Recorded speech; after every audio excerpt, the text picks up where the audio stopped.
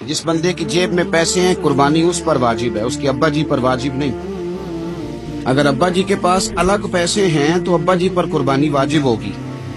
ہاں، اگر آپ کی جیب اجازت دیتی ہے تو آپ 3 قربانیاں خریدیں یا بڑے جانور میں 3 حصے ڈالیں، تو اب آپ 2 والدین کی ہو گئی، 1 آپ کی اپنی ہو گئی، لیکن جب تک آپ پر واجب قربانی آپ نہیں دیتے تب تک والدین کی قربانی دینا درست نہیں ہے، کیونکہ یہ دین میں واجب ہے۔ جو نماز آپ پہ فرض ہے وہ آپ نے پڑھنی ہے، اور جو ابا جی پہ فرض ہے وہ ابا جی نے پڑھنی ہے۔ اس مسئلے کو بھی ضرور ذہن نشین کریں۔ اس سے اگلی بات جو اور زیادہ ضروری ہے اس کا ضرور خیال فرمائیں۔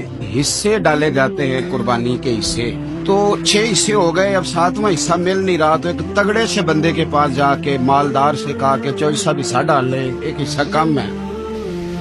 چودھری صاحب کہنے لگے کہ میں نے تو پہلے بھی 4 بکرے لیے ہوئے ہیں، تو چلو اگر تم کہتے ہو تو چلو بڑا گوشت آ جائے گا، ٹکے ہی بنا لیں گے، چلو بڑا گوشت بھی 10 کلو آ جائے گا تو کباب کے لیے رکھ لیں گے، چلو رکھ لو حصہ۔ اب 6 بندوں کی نیت قربانی کی، 7ویں کی گوشت کی، اس کی نیت قربانی کی، پچھلے 6 کی بھی قربانی نہیں ہوگی، وہ بھی گئے کام سے۔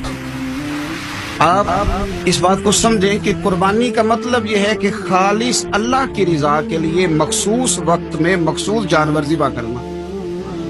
اس لیے یہ ضرور توجہ کریں اس بات پر کہ ہم کئی لوگوں کو فورس کر کے شامل کر لیتے ہیں۔ بندہ مالدار ہوتا ہے، وہ بھی کہتا ہے چلو ٹھیک ہے کوئی حرج نہیں، لیکن وہ نامینیٹ کرے گا۔ اگر اس نے اپنی قربانی رکھ لیا تو پھر وہ بتائے گا یہ قربانی کس کی ہے، والدین کی ہے، کس کی ہے۔